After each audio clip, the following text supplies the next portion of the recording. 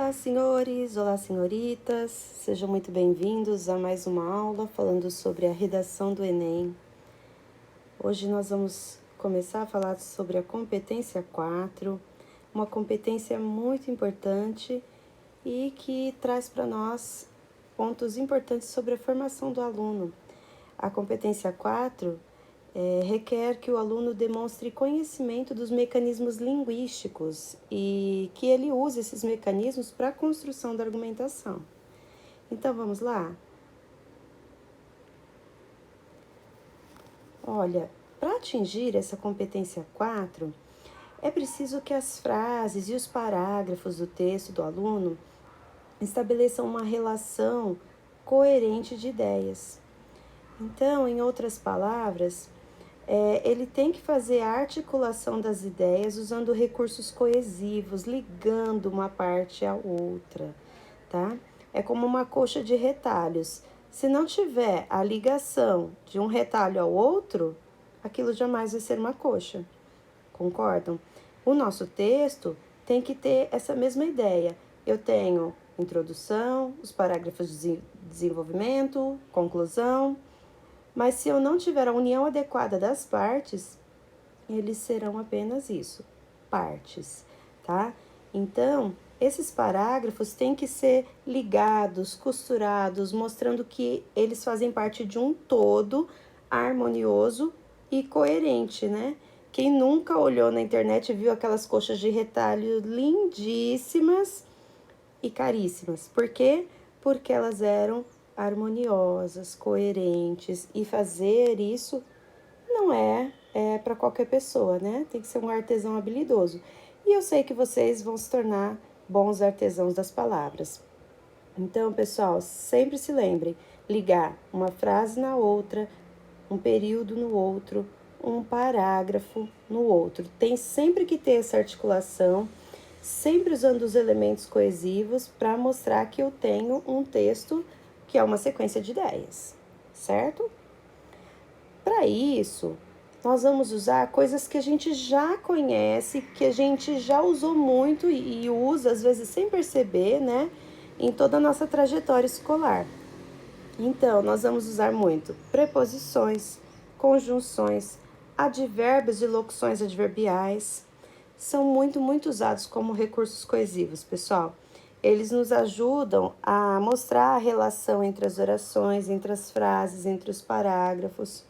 Isso é muito importante, tá? O uso adequado dos elementos coesivos é algo muito importante. Inclusive, tem uma aula que foi do começo do ano, se eu não me engano, só sobre isso, só sobre os elementos coesivos. Tudo bem? Essa aula de coesão, para quem tem dificuldade com isso, pode voltar lá e assistir, que eu acho que vai ajudar bastante. Ok? Outra coisa é que cada ideia nova precisa mostrar que ela está ligada à ideia anterior. Então, eu tenho que mostrar que eu mudei de argumento, mas eu estou falando ainda do mesmo assunto. Então, essa ligação, ela é essencial, ela é necessária para que o meu texto tenha uma sequência fluida, para que o texto seja lido de maneira natural, sabe? Sem tranco, sem soquinho, que é o que eu costumo falar. Quando a gente pega e vai dar uma voltinha de carro, né, com alguém que é novo de carta, muitas vezes o que acontece? Chega na esquina e a pessoa dá aquela parada mais brusca, né, aquela freadinha assim, mesmo que seja só para olhar para os lados e depois continuar, mas a pessoa ainda não tem aquela habilidade de diminuir, olhar para os lados e continuar sem dar aquele soquinho, sem aquele tranco, né?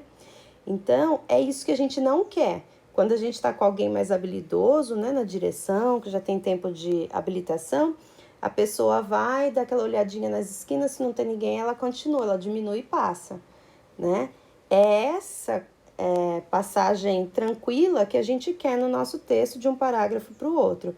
Então, é bem isso, pessoal. Tem que ser uma coisa harmoniosa, sem tranco, tranquila, tá? Então, para isso, a competência 4 exige que o aluno faça um encadeamento textual usando recursos coesivos para fazer a conexão das ideias. E isso, pessoal, deve ser feito entre os parágrafos e dentro dos parágrafos também, tá? Então, como eu sempre digo, ligando uma frase a outra, um período ao outro e um parágrafo ao outro, tá? Às vezes o aluno lembra de colocar o elemento coesivo quando ele está iniciando um novo parágrafo. Só que no meio do parágrafo ficam faltando essas conexões. Isso não deve acontecer, tá? Um texto deve ser coeso, coerente, bem amarrado, tá? Então, para garantir que isso aconteça no nosso texto, há algumas dicas. Primeiro, garantir a estruturação dos parágrafos, tá? Tem que haver articulação entre um parágrafo e outro. Essa é a primeira coisa. Quando a gente bate o olho nos parágrafos para corrigir, né, uma redação, a gente já olha no início do parágrafo, vê se tem um elemento coesivo ligando um parágrafo ao outro, ou não, tá? Para um corretor isso é muito importante. Também, nós precisamos garantir a estrutura dos períodos, tá? O que acontece? Quando a gente está escrevendo um texto mais profundo, em que é necessário haver reflexão das ideias, então a gente vai usar uma estrutura mais complexa de pensamento. Essa estrutura mais complexa, que eu sempre falo para vocês, geralmente acontece através do uso das orações subordinadas substantivas. As orações subordinadas adverbiais, as orações subordinadas adjetivas, né? Todas aquelas famigeradas que eu já dei aula para vocês sobre isso, tá? Elas não são só para a gente falar, poxa, que coisa chata, tem que ficar classificando isso. Não, elas são feitas para a vida, para a escrita, para mostrar o nosso pensamento. Como são períodos mais complexos, eles vão ajudar a gente a mostrar as ideias de uma maneira mais profunda, tá?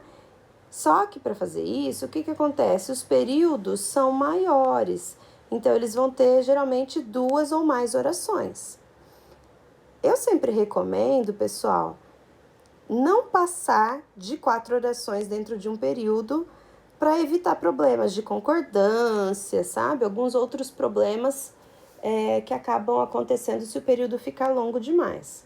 Mas também não dá para a gente fazer um período muito curto num texto dissertativo. Por quê? Porque as ideias são complexas e elas têm que ser bem desenvolvidas. Para isso, eu tenho que ter um período composto, tá? Isso é essencial.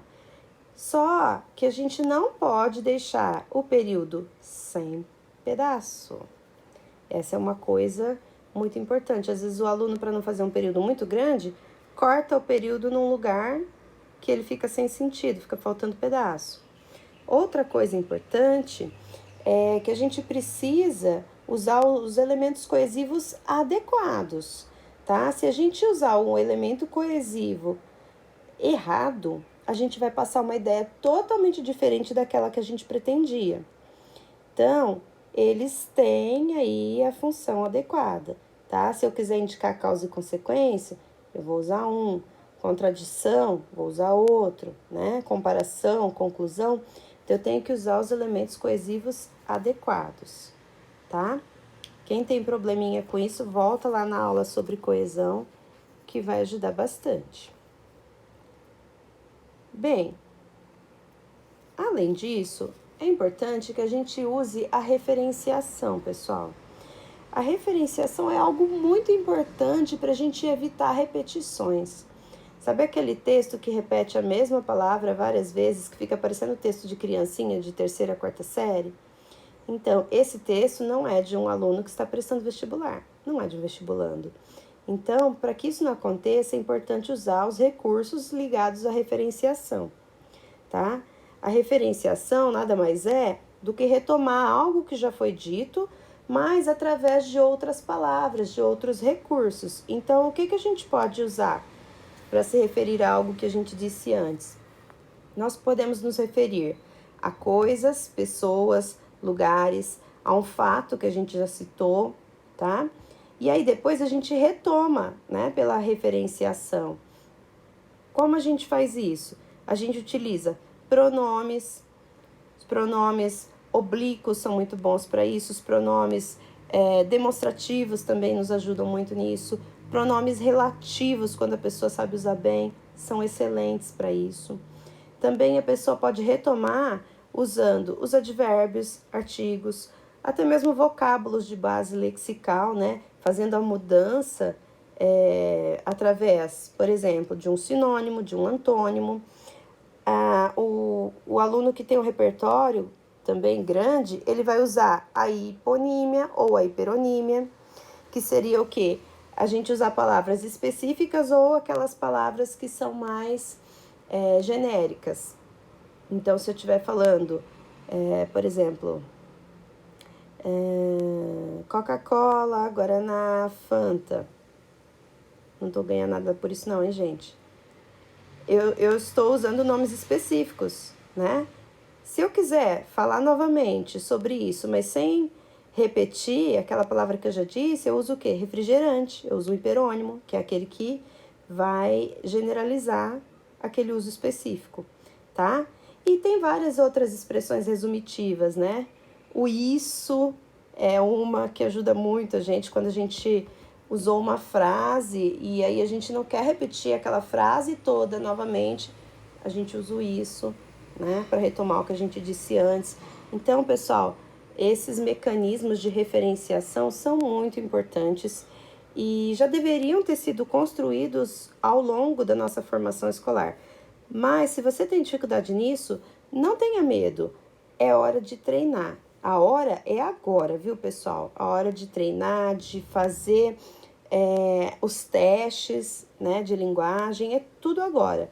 Que agora a gente tem quem corrige, a gente tem quem vai nos direcionando para melhorar o que for necessário dentro de cada competência, tá bom? Bom, resumindo, né, o manual do candidato do Enem recomenda que a gente substitua termos ou expressões, né, que já foram utilizadas por pronomes pessoais, possessivos, demonstrativos, advérbios, que indiquem aí localização, por artigos, etc. Tá? Também ele nos recomenda substituir termos ou expressões por sinônimos, hipônimos, hiperônimos ou expressões resumitivas. Também substituir verbos, substantivos, períodos ou fragmentos de texto por conectivos ou expressões que retomem o que já foi dito, né? Como eu mencionei o isso, né?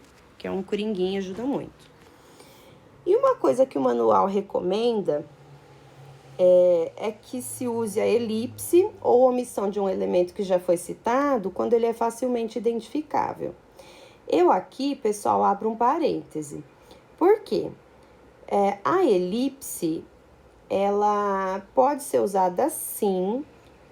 Eu posso omitir um termo que já foi citado para evitar repetição, só que isso deve ser feito quando ela é facilmente identificável, porque do contrário, pessoal, o corretor pode pensar que você deixou o período faltando pedaço.